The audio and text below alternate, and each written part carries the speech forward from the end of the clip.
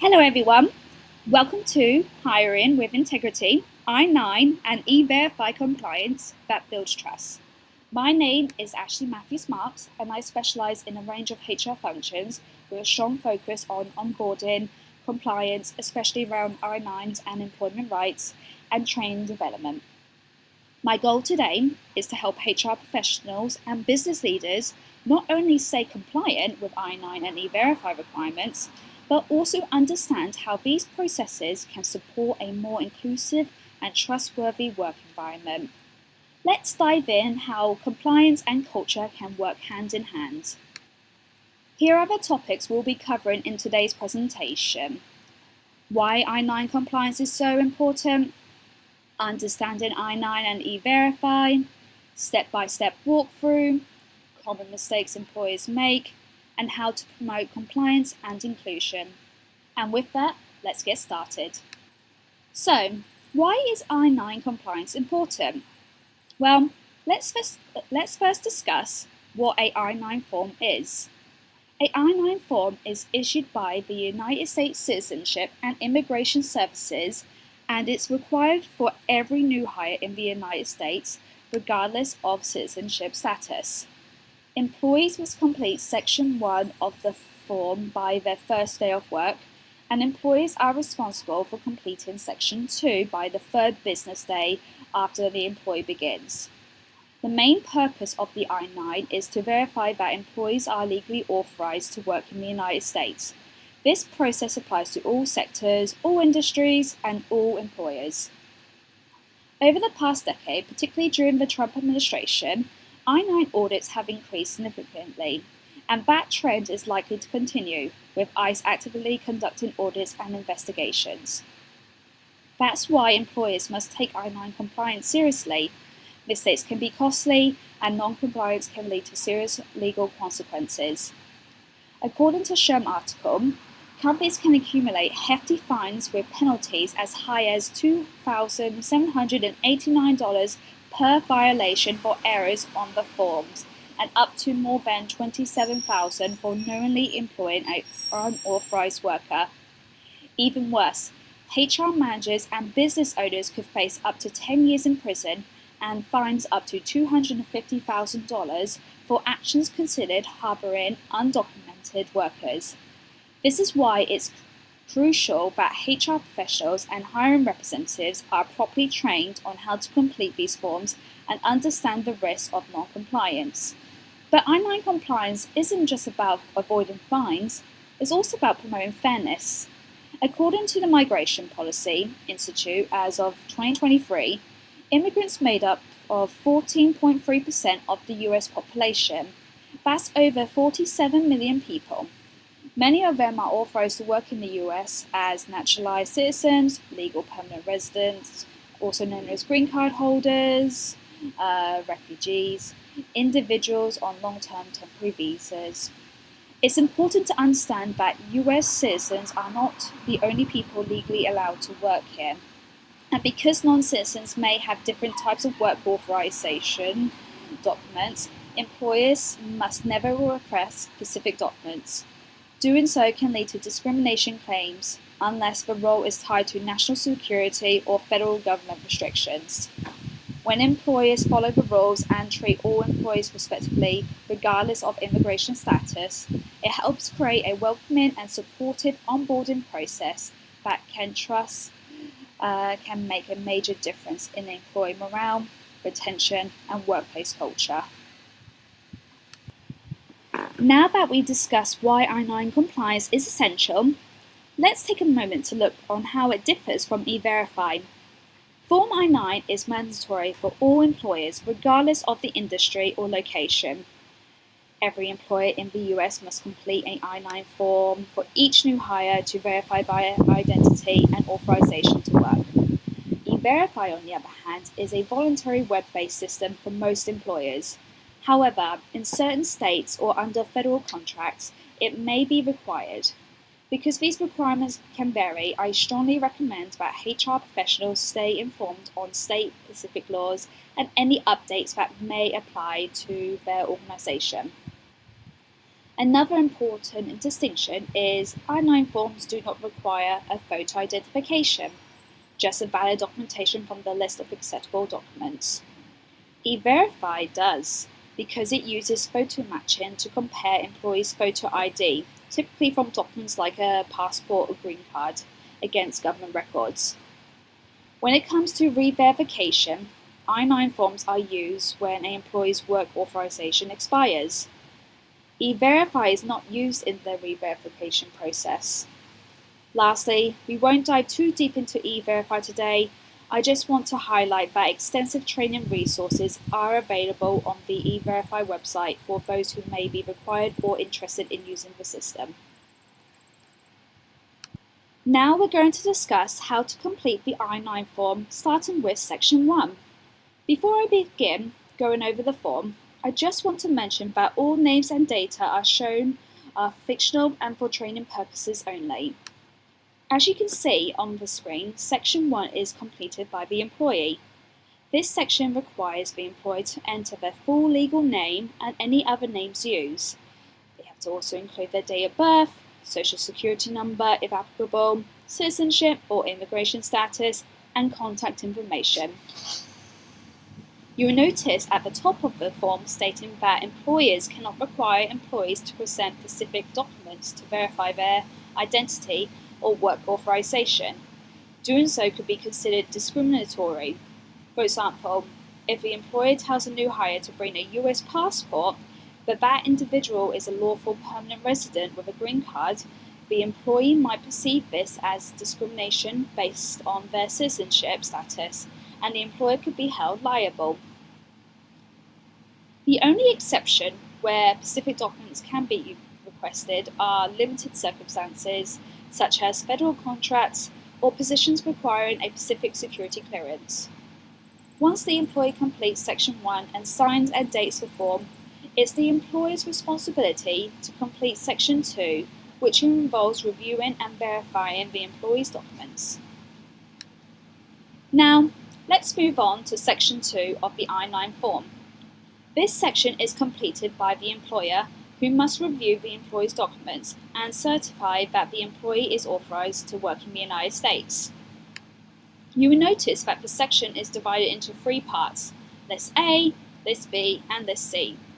If the employee presents a document from List A, such as a US passport, permanent resident card, employment authorization document with a photo, such as the Form I-766, then no additional documents are required.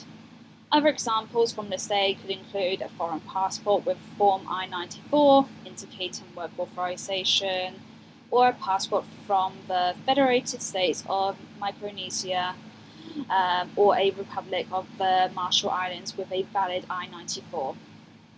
However, if the employee provides a document from List B, such as a driver's license, state ID, voter registration, school ID, or military ID, then he must also present a document from List C, like a social security card or birth certificate. A common mistake I often see is when employees submit 2 documents from List B, which is not acceptable.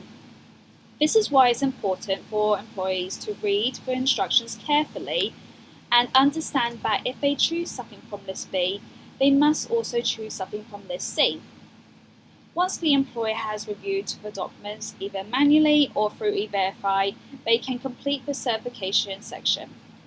If the employer or authorized representative verify the documents remotely, they must check the box labeled Alternative Procedure Authorized by DHS, where you see the blue arrow pointing. But keep in mind, only employers enrolled in E-Verify are allowed to use this remote verification process.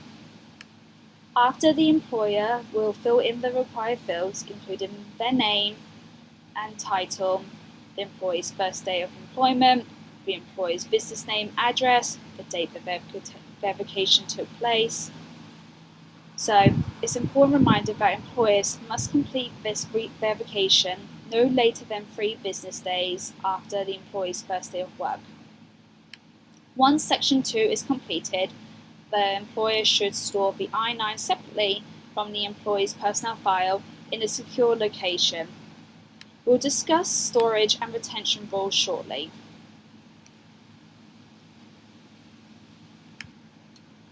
Let's now go over some common mistakes that employers often make when handling I-9 forms. One of the most frequent issues is requesting specific documents from the employee. Unless it's a federal position or a job involving national security, employers should not ask employees to bring any particular form of identification. Instead, employees should choose from the list of acceptable documents that come with the I-9 form.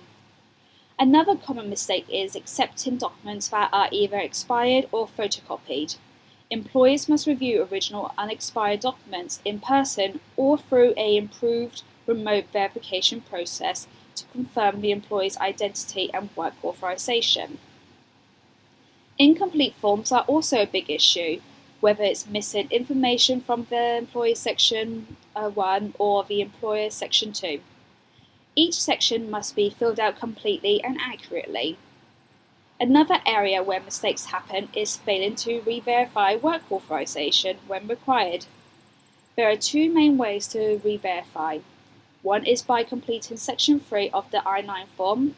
The other is by filling out a new I-9 form depending on the situation. For example, if the employee is rehired no more than 3 years of the original I-9 and the work authorization is still valid, section 3 can typically be used. However, if the form is older than 3 years, the previous authorization has expired, or a new e-verify case has to be created that didn't result in employment authorization, then a new I-9 must be completed. Lastly, another common mistake is storing I-9 forms in the employee personnel file. Instead, I-9 should be kept separately in a secure location. This helps ensure compliance and makes it easier to provide access in the event of an audit without exposing confidential employee information unnecessary. While this overview doesn't cover every possible scenario, being mindful of these common mistakes can help ensure your I-9 process stays compliant. Now that we covered the importance of the I-9 and how to complete the form correctly, let's talk about how we can promote both compliance and inclusion in the process. It starts before onboarding even begins, with the hiring process. One of the first steps is crafting a bias-free job description that uses neutral language. For example, avoid terms like energetic or aggressive, which may carry unintended gender, age, or interpreted differently across cultures. Next, implement a structured interview process where all candidates are asked the same questions and evaluated using consistent scoring criteria. This helps minimize bias and favoritism, especially when a panel is involved. It also ensures fairness and transparency for all candidates. The reason why I mention hiring practices here is because an inclusive hiring process leads to an inclusive onboarding experience, and that's the key for long-term employee retention. Now, when it comes to I-9 compliance, consistency is critical. As we discussed earlier, employers must not treat employees differently based on their citizenship status. Completing the I-9 process in the same way for every new hire helps reduce the risk of discrimination claims and protects the organisation from legal trouble. It's also essential that anyone responsible for completing I-9s and administrating E-Verify is properly trained and stays up to date on any regulatory changes. When staff aren't trained correctly, the mistakes like the ones we went over earlier can be very costly. In some cases, individuals may face serious consequences, including fines, legal action, or even jail time, depending on the nature of the severity of the violation. Another key point is that employees must be allowed to choose which documents they present from the approved list. Employers cannot request specific documents, as this can lead to claims of document abuse or discrimination towards non-US citizens and who are authorized to work. Document storage is also critical. I-9 forms should be kept in a separate from the personnel file in a secured, organized system that only authorized individuals can access. This helps minimize risks and ensures you're ready in the event of an audit. Speaking of audits, it's best practice to conduct internal audits regularly. This helps ensure your processes remain compliant and can uncover issues early on before the government agency finds them. And finally, if you encounter any complex or uncertain I-9 or E-Verify situations, don't guess. It's always best to consult your legal team or qualified employment attorney who can guide you through the correct steps and reduce your organisation's legal exposure. So, what are the key takeaways from today's session? First, remember that the Form I-9 is not only required by law, but it can also serve as an equity tool by ensuring that both US citizens and authorised non-US citizens are treated fairly during the hiring process. Second, organisations must never tell new hires which documents to bring. Doing so could open the door to discrimination claims. Third, completed I-9 should never be kept in an employee's personnel file. Instead, they must be stored in a separate, secure location dedicated only to I-9s. This is also critical in the event of an audit. Fourth, to avoid errors and compliance violations, the staff are responsible for I-9s and E-Verify must be properly trained and given regular refreshers, especially when laws or regulations change.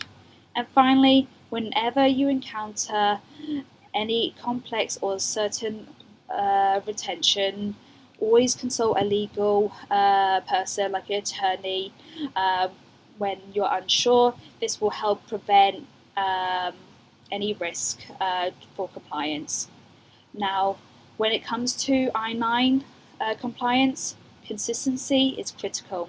As we discussed earlier, employers must not treat employees differently based on employee citizenship status.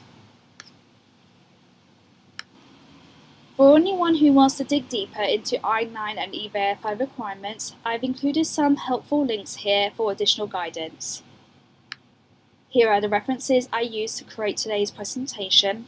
These are credible sources including the United States Citizen Immigration Services, SHRM, and the Migration Policy Institute, which you can review for more in-depth information. Thank you so much for attending today's presentation. I hope you found it informative and that it gave you the tools and resources you need to be successful. If you have any questions or would like to connect, you can simply scan the QR code and it will directly take you to my LinkedIn profile. And remember, at the end of the day, the goal is not just to stay compliant, but it's to build a workplace where people feel valued and supported.